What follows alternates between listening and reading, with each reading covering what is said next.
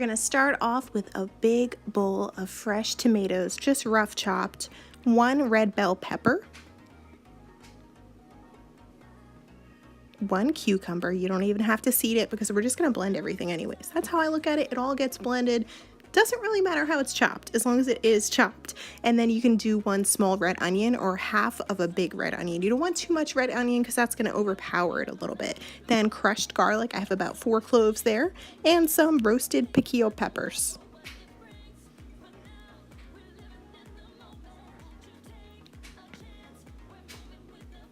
And then we're gonna add in 1 tablespoon of sugar, fresh cracked pepper, and then some salt and red wine vinegar.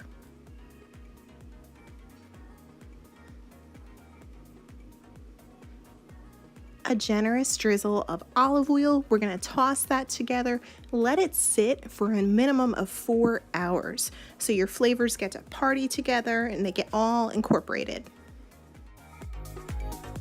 Pour everything into a blender. It's funny, you can use a food processor. I've had mine for 5 years. I never take the thing out. I just use the blender all the time. Accomplishes the same result. You just want it to be smooth and even. And then we're going to top it with some Italian croutons, arugula. You can also use microgreens. I prefer the spicy microgreen.